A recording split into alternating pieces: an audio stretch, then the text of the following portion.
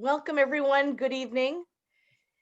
Tonight you're here with MEFA's presentation on college financing. And tonight it's an especially good presentation. My name is Julie Shields Rutina and I am the Director of College Planning and Education at MEFA. But we have a special guest from MassEdCo who is going to be your presenter tonight, Donna Connolly, who is the Youth Access Director at MassEdCo. And MEFA and MassEdCo work together very closely to help students, families all over Massachusetts to understand how to apply for financial aid, understand college financing. So you're going to hear a lot about that this evening. I have muted all of you just so that we can keep the noise level down and as the presentation is going on. But we would like this to be interactive and we really want to answer your questions. So you can use the Q&A feature at the bottom of your screen and just ask your questions away. And I will monitor that while Donna is presenting. And then we will pose questions either during or after the presentation. So we'll try to get all of your questions answered. And tomorrow I will send you a recording of this presentation and the slides so that you don't have to take too many notes while Donna is speaking, and you will have that for reference or to share with others. So I think that's it for now. Donna, I'm going to leave it to you to take it from here. All right, thanks, Julie. Welcome, everyone. Thank you for being here tonight. As Julie said, MassEdCo and MEFA do go way back. I have, in normal times, I guess, I'd be going out to different high schools in Worcester and around the area and presenting to many of you. So this is a little different for me too, but I'm happy that I can provide some more of this information to families and to students. MassEdCo is based in downtown Worcester. If you are in a Worcester Public High School, chances are you have one of our MassEdCo advisors at the school working with you and with the guidance department. If you are one of the surrounding towns, you are welcome to come to use our MassEdCo services. Right now, of course, we're doing them virtually, but we can help you with your college financing applications. And at the end, you'll see the website for MassEdCo. So we're easy to find, and we're in the Denholm building in downtown Worcester in normal times when you could visit us. But happy to be here, and we might as well get going. All right. I don't think I need to do the webinar thing, that stuff, right? So MEFA is a not-for-profit state authority created in 1982. And they really help across the state in helping families plan, save, and pay for college. And here you'll see the different topics we're going to cover tonight. Types of financial aid, the application process, how decisions are made, learning about paying for college, and also some resources like our MassEdCo resources that you can use. So here we go. What is financial aid? Really, essentially, it's money to help students pay for college, right? And there are three main types. The ones we all love the most are the grants and the scholarships. That is the free money, the gift aid. When we see that on a financial aid award that we get from a college, we're very, very happy to see that. Another kind of financial aid is the federal work study money. And some of you might have had work study when you were in college. Not all colleges offer it, but if they do, you can check on the form to accept work study, and then you can see if it might work into your schedule once in college for the students. I think it's a great way to connect with different departments on campus. Maybe you're interested in computer science and you can have some work study if you're on campus in the computer science department. You might be in the library, could be a lot of different things, but a nice way to meet some other people, network on campus, and it's a paycheck every 2 weeks, usually in your pocket. And it really does help for some of those other expenses that you might have. It's not going to go directly to paying the bill, but I know my sons, always like to have a little extra money in their pocket and could go into CVS or pick up some food or whatever they wanted to do. And the other type of financial aid are federal student loans. And we'll talk a little bit more about that. Sources of financial aid. So you have the federal sources, and those are some of the things I've talked about: the grants, the work study, loans, tax incentives, and you can find many of those things at studentaid.gov. Much of the federal money is allocated for low-income families. Massachusetts has some grants, scholarships, tuition loans, and you'll see a website also for that. And remember, you will be getting these slides, so you don't have to try to jot it down right now. College and university institutional aid. That means that many of colleges have money that they can give you, that they have in their endowments that they put aside for financial aid for students. So that's another source of financial aid.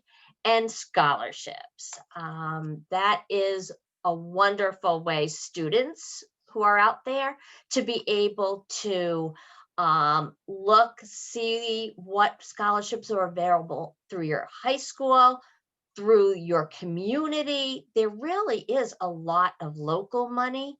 So you want to know that your guidance offices can help you with that. And you also see some websites that you can learn more about what scholarships might be available. So I said we'd talk a little bit about the student loans. Federal direct student loans is where the student is the sole borrower. And you're going to see, all of you are going to see that on an award letter. And I say, if you need to take some loans, you're always going to accept those first. Number one, there is no credit check for a student, because at this point in time, students don't really have a credit to check. There are subsidized and unsubsidized loans. Subsidized loans mean that if your family meets certain income guidelines, the loans are subsidized by the federal government and the interest is not accruing while you're in college. So that's a wonderful thing. And unsubsidized, the interest is accruing. However, these are the lowest rates you're going to see when you're looking at loans. So for the 2021 year, as you can see, it's a 2.75 fixed interest rate. That's a wonderful interest rate. It does change every year, July 1, but we expect it to stay most likely around that same number. Repayment. No payments are due while you're enrolled. There are multiple options for repayment. If you were to receive all of the money for each of the years, and you will see the annual loan limits up in the corner, in the right-hand corner, that equals $27,000 over a 4-year period. If you were to take all of that, the estimated payment would be about $300 a month over 10 years. And the estimated total debt is $32,000 to $34,000. So somebody might say, oh, what is $5,500 going to do for me in year one? Well, it's going to help. It's at a very low interest rate, and you'll see that it adds up, and that is a lot of debt to take on already. So many of us will encourage you to take that first and to look at that, and then think hard and long about what other options you might have for paying the rest of the bills. Merit-based aid. Not all colleges and universities offer it, but if they do, it might be for things like the academics. Your GPA is a high GPA. If you took the SATs, but most of you were not able to, you know, that if that might play into it. It could be for some artistic ability. Maybe you're a wonderful dancer or a theater major. It might be for some athletic ability. So different colleges have different things. So you want to check the colleges that you're interested in to see if they do offer merit-based aid.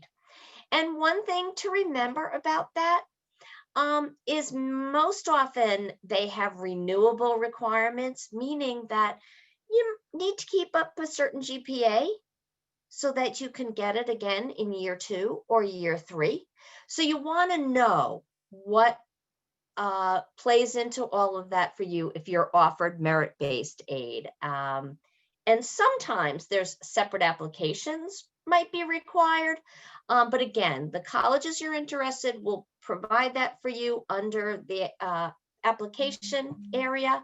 So you want to take a look at that and make sure you know just what you're in for with that and what they might be able to offer you. Need-based aid. It's based on families' financial eligibility. And the eligibility is determined by a standardized formula. It includes grants and loans and the work study, things that we talked about. And most financial aid is need-based. And the other thing that's very important to know is that you need to be making what they call at the colleges satisfactory academic progress. They want to see that you're getting good grades. They're not going to give you more money next semester if you're failing a few classes. So you want to know all of that. I'm going to go back to the merit-based aid because one thing I just thought about was for students in public schools in Massachusetts. Of course, you took the MCAS in the 10th grade, and that's the John and Abigail Adams Scholarship. If you met a certain grade level of your performance in the MCAS. And so you should know that already if you are an Adams Scholarship, or you will know that very soon if you haven't heard from your school yet. And it's important also to know that that is tuition based, so it covers tuition at the public universities, the UMass system. So you want to know if maybe you might be eligible for that John and Abigail Adams Scholarship. And you also, as you're going along, if you accept that scholarship, you would need to keep a 3.0 GPA in your college years. All right, now I'll go back up to the application process. So, financial aid timeline. What you need to do is really check deadlines and required applications on each college's websites. And that's something, if you don't know them yet, that's going to be a little homework for tonight or in the next couple of days. You want to know when are the deadlines for submitting the financial aid forms, and they are different from when the colleges is looking for that admission application. So different things, you want to look at that. Some of you are probably have submitted some early action or early decision deadlines. There are still some for colleges in December, and actually might even go into early January because of the year that we're in. So you want to look at that, you want to know what they are, and you want to be able to fill out that financial aid forms. Many of them might not be due till January or February or March. I can't stress enough that submitting applications late will just not be a good thing for you. The colleges really look at when they're coming in these applications, and you might miss out on some money that you could have been eligible for, but you missed a deadline. So want you to stay on top of that. And MEFA has a great college application manager to keep you organized. If you haven't already done something like that, I would say take a look at that, because that's a great way to kind of keep yourself together, and everybody, you, mom and dad, guardians, would know where you stand with all of the things that are required. So the FAFSA is something that all of you, if you're going to a college or a university or maybe a technical school, are going to need to fill out. And that's the free application for federal student aid. It is required by all colleges. It was available as of October 1st. And it is FAFSA.gov. And again, you'll be getting these slides, so very easy to find and go to. It can be also completed. There is a My Student Aid mobile app. One thing that both the student and one of the parents is going to need before you begin the process is an FSA ID, which stands for a Federal Student Aid ID. And easy to fill those out. At MassEdCo, we have a great way of helping students and families filling that out. You can ask us questions, but if you go to that fsaid.ed.gov, you'll be able to, they'll walk you through the steps, and again, not a difficult process at all. One thing that has been, I think, a great addition in the last few years has been an IRS data retrieval tool. And that is, it pulls in your federal tax data. So if you've been able to file taxes online, many of you are going to be able to use that. So it pulls it in, which is a great thing, and you're not going in, looking at your forms, typing in what the different numbers that they are looking for. As Julie said, she's going to send you the recording, and there's also other great FAFSA webinar recordings on the MEFA website. So very easy to get some information on this. For the 2021-2022 school year, which is the school year, if you're a senior in high school right now, that you will be starting college in, you will need your 2019 taxes. So those are taxes that have already been done. So not anything you have to try to get done early. So just know that that's what they'll be looking for. And if you also need some help, and we're going to talk about that at the end, there's something actually coming up on Monday through the state, and a FAFSA day. So we'll talk about that in a little bit later on. And I think very, very important, the FAFSA must be completed every year, not something that you just fill out once and have to forget about. Once you're in college, the colleges will remind you about that, but you are going to have to fill it out yearly. So here's some of the stuff that's reported on the FAFSA. whether you're a citizen, or you might have an alien registration number so that you are or a green card, whatever the term you want to use here. So as long as the citizen has one of those statuses, it does not make any difference if the parent is a citizen or not. It is still easy for a student to fill that out. You will have to put on the colleges where the student is applying. So each one of those colleges, if you're applying to say 7 colleges, by putting it in this FAFSA form, it goes electronically to each of the colleges that you have chosen. Other information that needs to go in there is parent information. So if parents are married, both of their demographic information and their financial information would go on there. This also includes same-sex parents.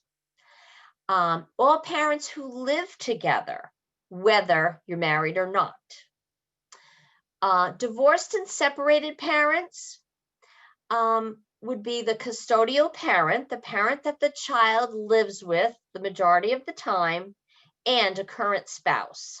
So if the parent is remarried, both of their information would be on there. If the child lives with, say, just father, then it would be father's information on there. And if the student is in a legal guardian situation, legal guardians are not parents, so that information does not go on there. What also needs to be on there is the number in the household and the number of children that will be in college next year. What's reported on the FAFSA? Parent and student income. And as I mentioned already, 2919 income for the 2021-2022 FAFSA. And it's both taxed and untaxed income, meaning if a parent is not working, they might be collecting a benefit, they might be on disability, anything like that would be included there. And also parent and student assets. So that includes savings accounts, checking accounts, any investments that you might have, or other property. If you have a college savings account, a 529 account, that is included as a parent asset. And you do not include the value of retirement money, life insurance, the primary home, that does not go on the FAFSA, or the value of a small family business. And debt is not reported on this unless it's debt on reported assets. Other financial aid applications. Some of you might also have to fill out the CSS profile. This is through the College Board, so the folks who do the SATs, all right? You might have to fill it out. Some colleges and universities require it. It tends to be many private colleges in the Northeast might be looking for this form. And again, this is going to be one of those things. If you're not sure if the colleges that you're applying to need the CSS profile, that's also going to be a little bit of homework that you're going to do in the next couple of days, because your financial aid application at a particular college will not be complete unless you fill that out. Some local colleges that require that would be Holy Cross, WPI, Boston College, the Ivy Leagues. So there's BU. A lot of colleges are going to be looking for this. So you want to know if you also have to fill this out. It costs money. to fill out and to submit this application. It is $25 for the first school and $16 for each additional school. So for example, if 3 of your colleges or universities need the CSS profile, it would be, what's 32 and 25 would be $57 to fill out and submit the CSS profile. All right, so just be aware of that. That also became available October 1st. The website is there at cssprofile.org. If there's a non-custodial parent in the picture, that parent would need to submit a separate profile. And there's some great recordings, webinar recordings on the MEFA site that goes over how to fill out the profile. They're going to ask you for a little more information than the FAFSA is going to ask for. Okay, so just know that ahead of time. And there are still some colleges and universities that are asking for a separate college financial aid application. Not a lot of them, but they'll let you know if they are. So you just want to be aware of that also. So after you apply, so you put your colleges on there, and the colleges that you indicated plus the state will receive this data electronically. You, the student, will receive a student aid report or a SAR by mail or email. I would suggest by email because, again, I think things get slowed down with the mail. So, you're doing all this electronically anyway, so make sure there is an email address there. If there are any special circumstances that you might be going through now, and you know what? A lot of folks are. You might want to contact the financial aid office once you're accepted there, so that they know that maybe there was a job loss in the family. Maybe there are some high medical bills due to some things that have gone on. Whatever that might be, you would pick up the phone and let each of the financial aid offices know about your special circumstances. They're there to help you. Colleges may also request verification documents, and the financial aid application is not complete until you submit these. And the colleges will review them and review the applications and determine the financial aid award. So colleges verify data on the financial aid application.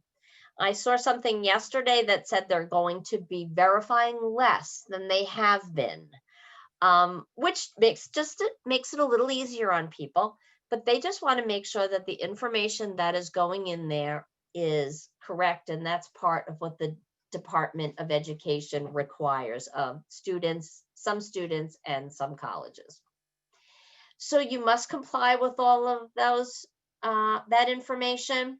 You may have to return an actual physical copy to them, submit of a tax return, or they'll send you a worksheet, maybe send you something that lists some of your assets. So not sure, but you didn't do anything wrong. It's just the way the process goes. So just know that that is a possibility, and you might want to have that information together in case the college would be looking for that. And you just want to make sure you're always looking at the emails from the colleges. That is how they're going to communicate with you. And you don't want to miss anything that they might be asking for. And that's usually going on to the college portal and see what they're saying to you now. Very important to follow up with that. So the financial aid office is there to help you with a lot of things. They will review the criteria and what you might need. They will talk about, you can discuss with them how they might treat private scholarships. Again, I can't stress that change in the family circumstances. It's always a good thing to either pick up the phone or email them and say, this is what's going on. What do you need from me? And some of you might want to appeal the award letter. And many colleges or universities have either a form, or they may suggest to you, this is how we suggest you do that. If you think that, this doesn't look great to you when you got the award, and you might want to ask them, how else can I do something with this? So how are financial aid decisions made? The cost of attendance is what the college will consider total expenses for 1 year of college. And that includes billed and direct expenses, and also non-billed or indirect expenses. And you can see things that make sense, right? The tuition and fees and room and board, if you are on campus, those are the billed, or those are the direct expenses from that college or university.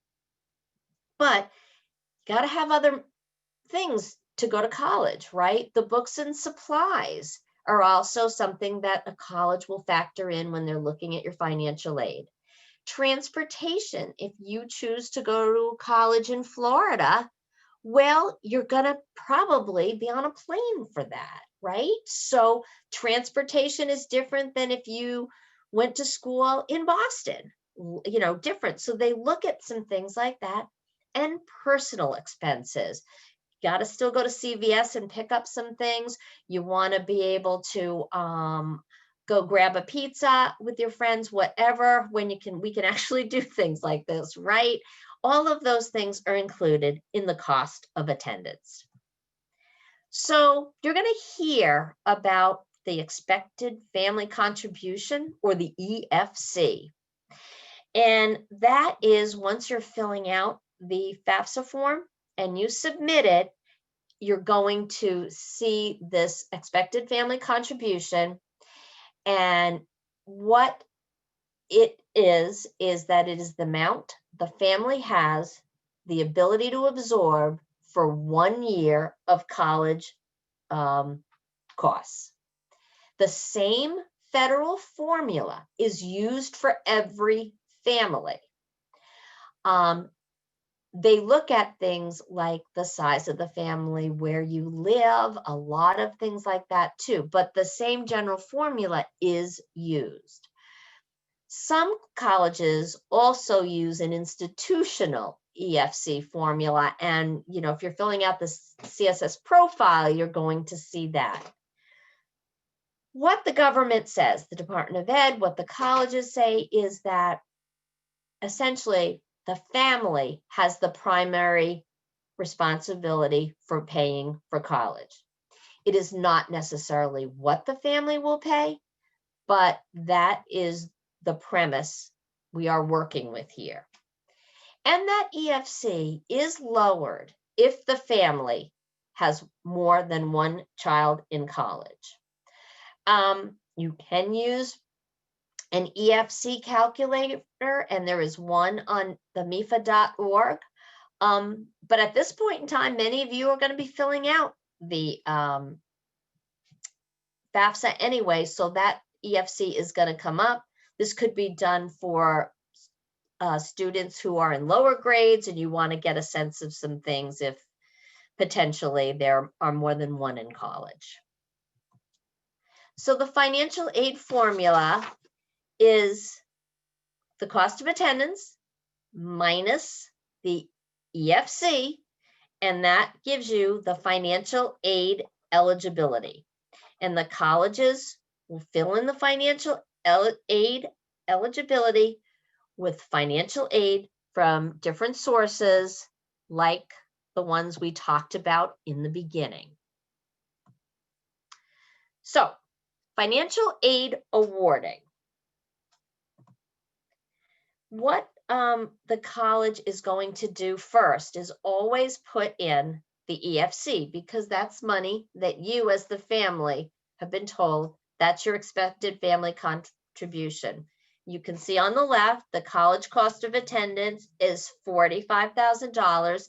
And again, remember, they're considering the direct costs and the indirect costs. So then we have grants and scholarships. And here you have $27,500. And remember, that's the free money. That's the money we all love to see. So colleges will fill this bucket in, or this barrel in here. Student loans. Remember back in the beginning, we talked about year one of the student loans, and that the first year is $5,500 a year. So that is going to be packaged there. And you will see that. So that is money that the student after graduation will begin to pay back. Work study money, talked about that a little bit. In this slide here, it says $2,000. That might be a lot for a first year, hard to know. But remember that that's money that you have to sign up, have that job on campus. If they offer it to you, you have to work the hours to get that paycheck every couple of weeks. But that is not going to go directly to pay your bill, because that money is going to go to the student, but know that that's going to help with the other costs when we talk about the indirect costs for college attendance. And then you're going to see unmet need. And unfortunately, unmet need is very common in many colleges. As much as they would love to be able to give you money to foot the whole bill, it just doesn't always work, because the colleges have a finite amount of money to give. Now, there are some colleges that meet full need. I'll tell you that a Holy Cross does. If you get into Holy Cross and your need is great, whatever it is, they will meet that need for you. But most colleges can't do that. They can only meet a percentage of the need. And so I think what's important to know here is that the unmet need, so you've got that $5,000, say up there at the top, and the EFC, which is that expected family contribution, that is the family's responsibility. And this is just a typical way of like looking at how an award letter and how a college might package things for you. Net price calculator. This is an online tool found on each institution's website, and it asks a lot of information about family finances, student academics, and it helps provide personal estimated net college pricing. What's good about that, if you put good information in, right, and are honest with finances, with student academics, a lot of things like that, you will get some good information out. And for some schools, this may also be able to tell you about merit-based aid if they offer that. And there are some helpful tips on the MEFA websites about some of this stuff. So award letters can vary. So here you see, again, this cost of attendance, $45,000. The EFC is $5,000. So the total eligibility is $40,000. And look at College A, College B, College C. If one of my children got an award letter from College A, I would be highly pushing them to go to that college, because number one, they're giving the most in grants and scholarship money, that free money. Everybody's getting the same amount of student loans. For purposes of this graph, you'll see that everybody's getting the same amount of work study money. But what you do see there is that for College A, there is no unmet need. They meet full need, whereas College B and College B can't. So again, students, if you're applying to a number of colleges, I want to make sure that you'd be willing to go to college A, all right?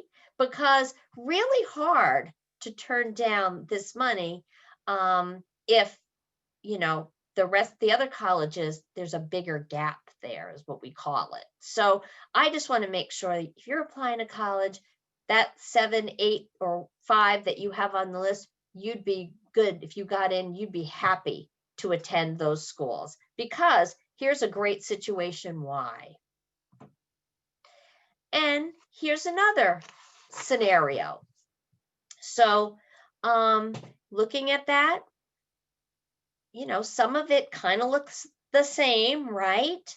But I think, the biggest difference here, everybody, if you look at the bottom line, all has the unmet need of $5,000. But College B and College C packaged parent loans in there already. And a little editorial comment from me, I don't like to see that at all. If you're going to take a parent loan out, it's your choice to do that. It's a family choice to do that. It is not the college's choice to do that. So it looks good if you just look down at the bottom and see the unmet need. But again, with College A, they're giving the most amount of free money. And College B gives some, but still there's a lot that they're not covering. And College C is not giving any free money.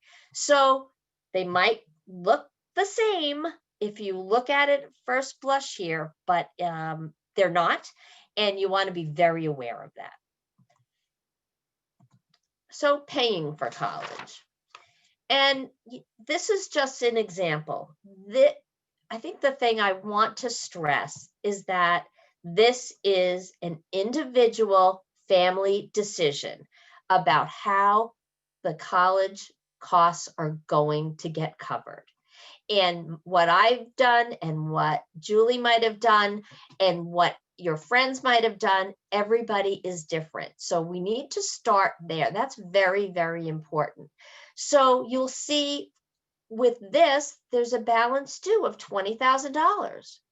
And an example here is that there's some student savings put towards it. Maybe the student was able to have a job or has some money in savings and could put some money towards it.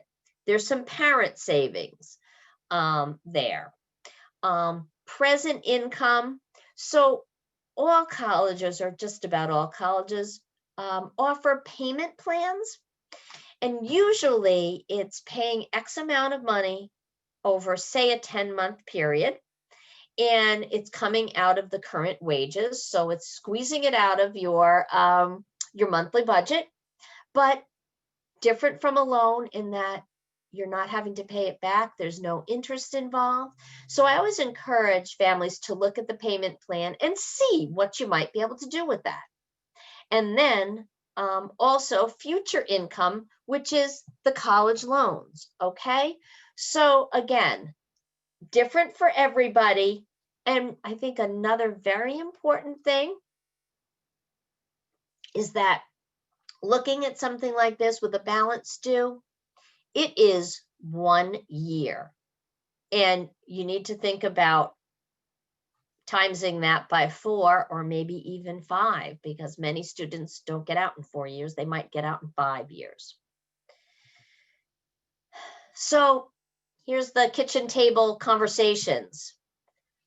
Would starting at a community college save you significant money? It would. It can. So that's something to consider. Consider the number of children you still will need to send to college, right?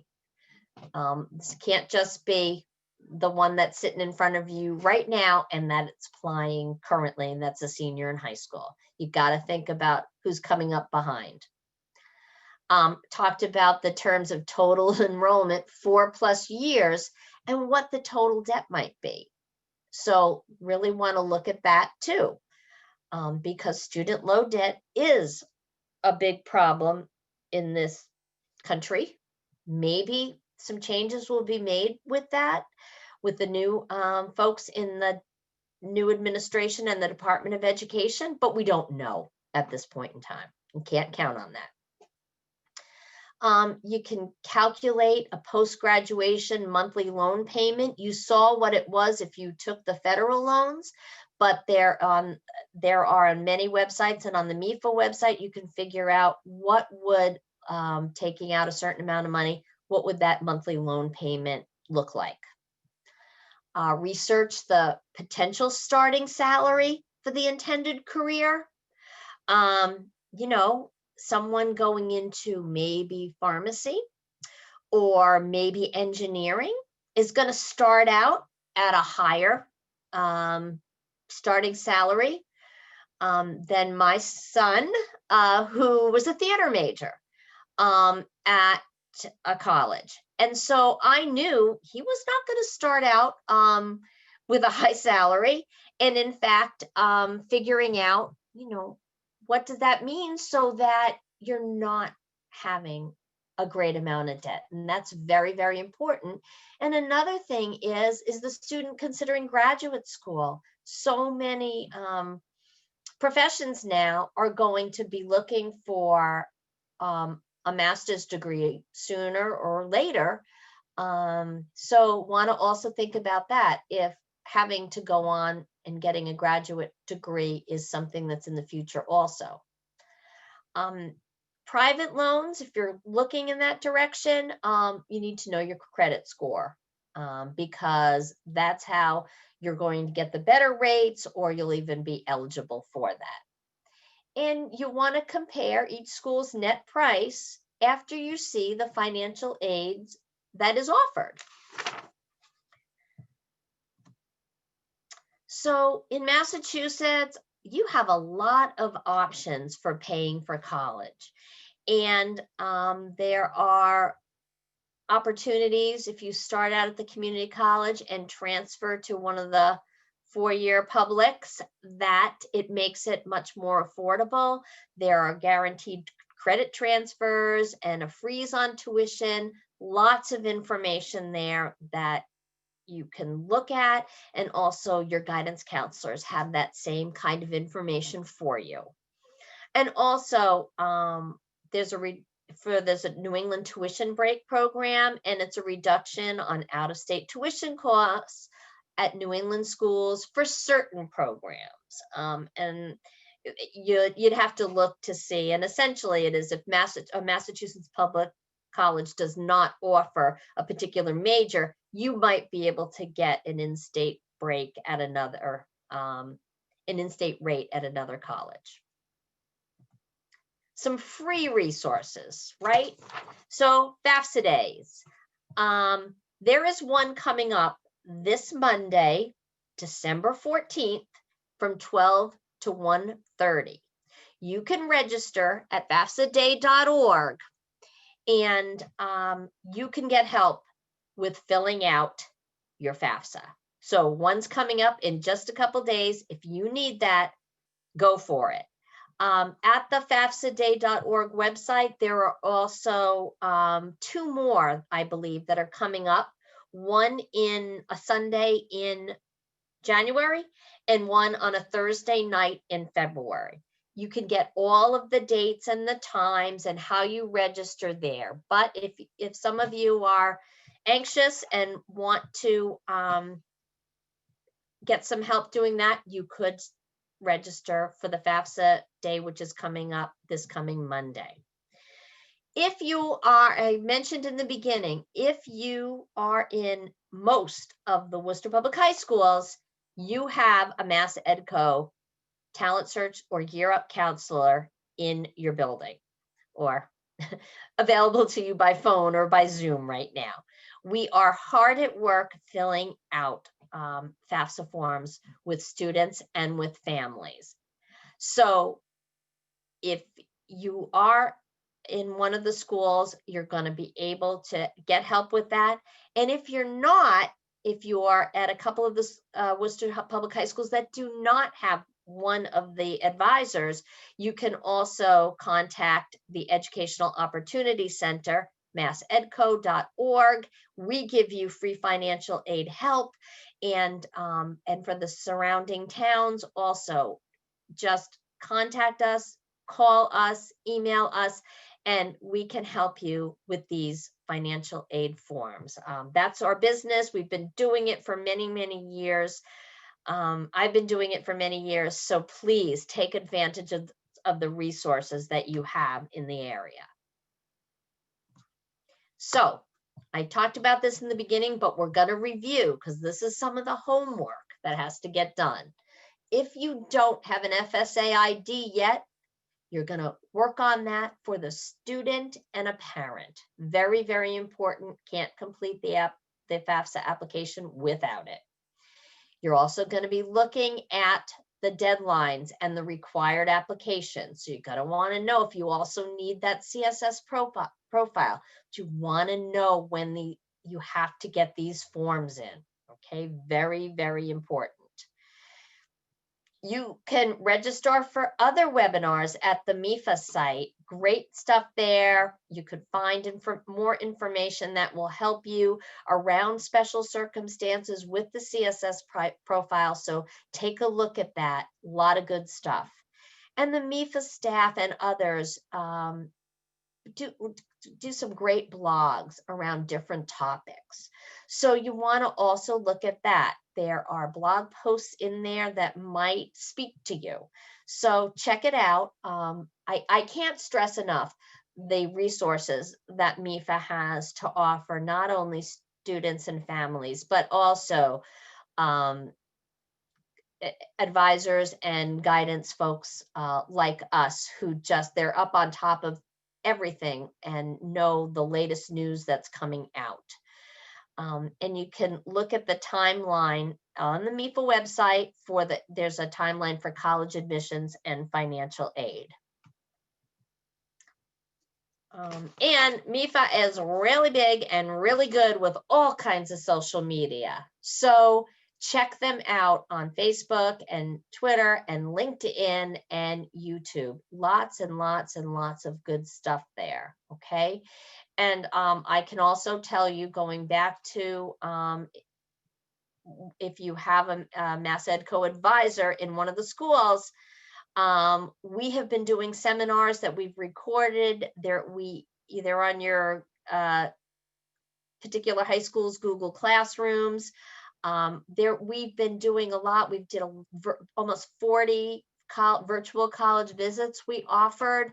And anytime there's new information with colleges, we're putting it up there. So please reach out. You have a lot of resources to help you. So here is where Julie comes back in. And let me see if there's any questions. Thank you, Donna. That was great information. You know, I've been answering some questions as we're going along, but I did have a couple that came up. Okay.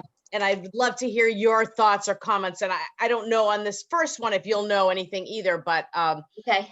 Someone brought a good question that, you know, the MCAS is canceled this year. So have you heard anything about how the state will award some of those scholarships that are based on that if they don't have that? No, we've been trying to get that answer from a few people that I know well, actually, and they haven't made those decisions yet. And I think the problem is it's state Department of Higher Ed, Board of Higher Ed people have to make. So those are people way high up the food chain that have to make those decisions, right? So for the students, the 10th graders, last year's 10th graders didn't take the MCAS. We still don't know how they're going to handle that. I am hearing that they want students to be taking the MCAS this spring. So if you have a current 10th grader in your home, I believe that that's going to happen, but you're going to have to stay tuned because we've all been trying to get that answer. So I'm sorry, I don't have it for you. No, thank you. But that's good. Stay tuned, and we'll keep doing our research. And at some point, we'll know the answer. And then the other question, I would love to hear your comment on too. Someone asked a question about if they have the chance to skip putting their assets on the form, is it okay to do that, or should they put them in anyway? Well, the skip logic probably is popping up because given your income and some other things, probably don't have a lot of assets. However, you know what? Somebody might, and it's possible, depending on the college, they might come back to you and say, all right, you skipped that, but they're going to send you one of those verification forms and ask you to do that. So a lot of times it almost is easier if you just put it in there from the beginning, because that's how people are looking. That's how they're looking at it. And quite frankly, I didn't really stress this, and I should have, sorry. The EFC is based on family income. That's really what they're looking at. The assets are not a big part of the equation. So if somebody who has a lot of assets, you know what, good for you if you do, but you're going to have, and you can use some of it, but it's not a big thing. It really is an income-based formula. So just want to stress that. But, I usually tell families, just put it in there, because they may come back and ask you for it anyway.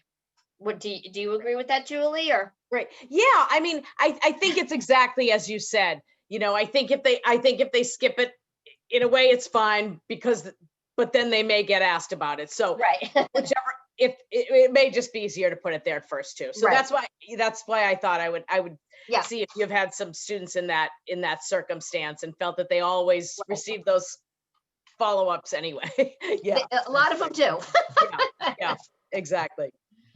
So I think that's it. I thank you, everyone, because there were some great questions there, and Donna especially. Thank you. You're welcome. For all that good information. And yeah, it's good that people can know that in the future they have MEFA as a resource and they have MassEdCo as a resource, and we're happy to help you all the way through. Absolutely. All right. Thank you. Thank you all. Good night, everyone. Thanks. Take care. Bye.